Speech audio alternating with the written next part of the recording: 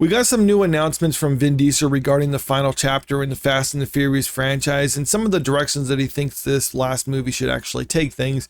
I have this article right here pulled up from Deadline that talks about it, so I'm going to go into that before I really give my thoughts on what I think this means for the final movie. Vin Diesel reveals Fast and Furious finale release window, says Paul Walker's Brian O'Connor character will return. Now, I would say that's kind of the elephant in the room right now, having Paul Walker's character return, because if you recall, Paul Walker tragically died in a car accident back in 2013. That was during the filming of the movie Furious 7, and while they were able to actually complete the filming of that movie because Paul Walker's brothers stood in for him because they understood his speech patterns and mannerisms and other things like that, and then they were able to CGI over them in order to complete the movie. We've seen some stuff online, some VFX breakdowns for that movie where you can see where they replaced his brothers with Paul Walker's face. But I've heard there was actually a significantly high amount of footage that they actually had to use with his brothers for that movie. It's stuff that people didn't even know about. So the question is, are they going to be doing something similar for this last movie, or are they going to be doing something else if they do have his character come back? Vin Diesel surprised the crowd on Saturday at Fuel Fest in Southern California, saying that the final film in the Fast and the Furious franchise will hit theaters in April 2027. I believe initially the movie was supposed to have come out this year, but because the last movie underperformed at the box office, they basically took a step back in order to try to reevaluate what they're going to be doing for this final movie, because the last movie also ended on a cliffhanger, so they can't just end it right there. They had to do something. And the question is just what they're going to be doing. So releasing it in 2027 is kind of a big gap for any movie in the Fast and the Furious franchise, but still, I mean, at least they're going to be getting it done. Diesel, who has starred in all but one installment since 2001's original, broke more news during his remarks on stage, confirming the film will be set in Los Angeles and that it will reunite Diesel's Dominic Toretto character with Brian O'Connor, the character played by Paul Walker. I mean, saying he starred in all but one of them, I think, is a little bit of a stretch. I mean, he wasn't in the second movie, and in the third movie, he basically just had a cameo appearance. I think he was on screen for less than a minute, but still, I mean, I guess you could say that was him starring in it if you really wanted to be generous with that. But the big elephant in the room, though, still is having Paul Walker come back, or it says here reuniting their characters. Now, that could mean they're not necessarily saying he's reuniting with Paul Walker, because obviously that can't happen, but maybe it's possible that if they want to have the character of Brian O'Connor have a significant role in the movie, something that he's been absent for in the last couple movies, then maybe they're just going to recast the character instead. And if they wanted to recast the part with someone else for this final movie, I think that's okay because lots of movies do that. I mean, if an actor dies and you still have more stuff for that character to do, it's like, well, you got to do what you got to do.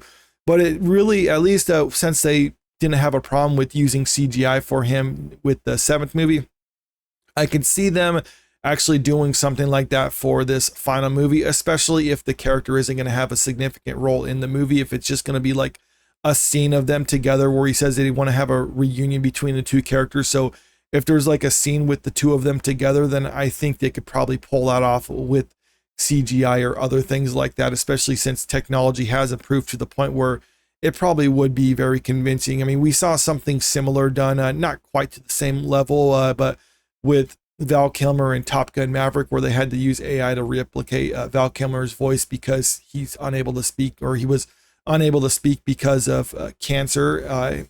And even though Val Kilmer was physically present, having them also just, or having a studio just CGI the character too, is not really that much of a leap. I mean, we've seen plenty of movies have CGI characters in them, and to varying degrees of believability, or just a lot of movies that'll have like the digital de-aging of characters.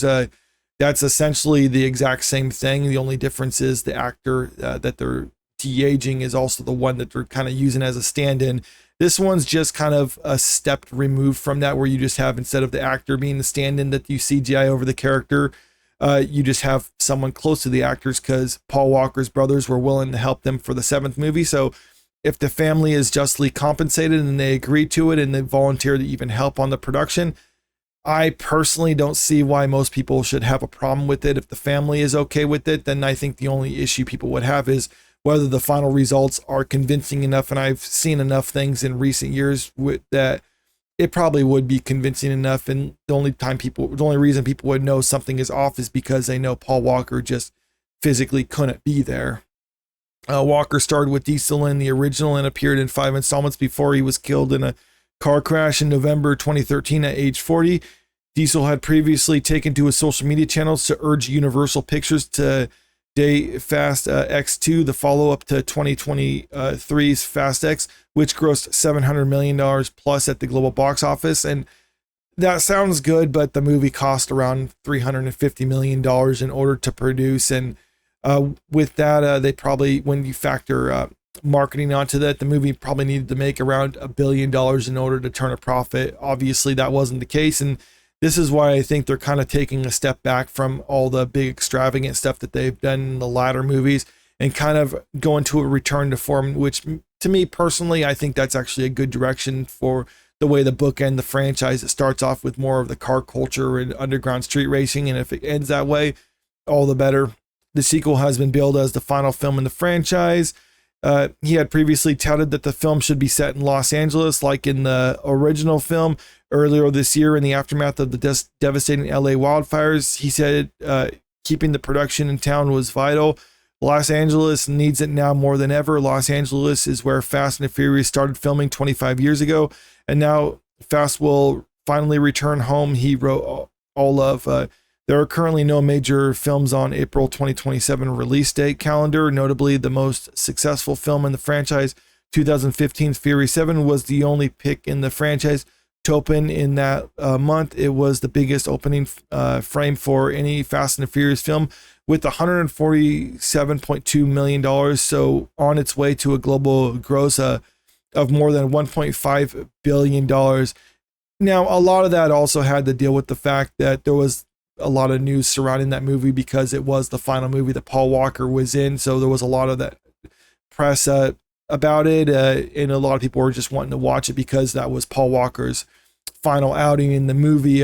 Now, will this movie be that successful? It's really hard to say since it's the last movie in the franchise. It's possible, but it really does feel like they're trying to go to more of a trim down the budget of this movie and try to just do something that's more. I think if they are doing a more return to form of this movie, then all the better. That's something that a lot of people have pointed out is kind of missing from it. It started off just Point Break with cars instead of surfing, and it turned into basically an Avengers level superheroes and all this other crazy stuff. I mean, the franchise really went off the rails in the latter movies, but going back to just the low level street racing type stuff, if they can kind of weave that into the plot that they set up with the last movie, then all the better. I mean, I would personally like it if they do kind of embrace more of the underground car aspect of the movies, because I mean, that's kind of what the franchise was built upon. Now, like I said, bringing Paul Walker back, I don't necessarily know if it's going to be like AI or just old fashioned CGI. I know a lot of people use those interchangeably. It used to be CGI, then people started saying deep fake because that became like the new term, and then now people are saying AI, when in actuality it's all pretty much just standard CGI when you see it in a lot of this stuff. It's not really like just AI generation. I mean, some people use that, but it's not as common as what many think online. But like I said before, if they had Paul Walker's family sign off on that, especially if they were volunteering to help out with the production like they did in Furious 7, and they were paid accordingly for it in the way that they actually treat the character in the movie is respectable enough. If they have a send-off kind of not maybe it seems like a little bit like it waters down the send-off that they had for Furious 7, but if they had a good reunion between the characters, and if they just kind of not overstayed its welcome, if it was just for like a scene or something like that, either at the start or at the end of the movie, I'm okay with this. But if they wanted to actually have his character play a significant role in the movie, then I think at that point they probably should just recast him, even though it seems strange to recast the part for just one movie. But I think that'd be better than trying to do a CGI character for the whole movie. But that's what I think about this. Let me know what you think about this in the comment section below. And also, if you haven't already, make sure you click that subscribe button if you want to stay up to date with the latest entertainment news. And don't forget to click that like button and share this video out there because it really helps out with the channel. Thank you.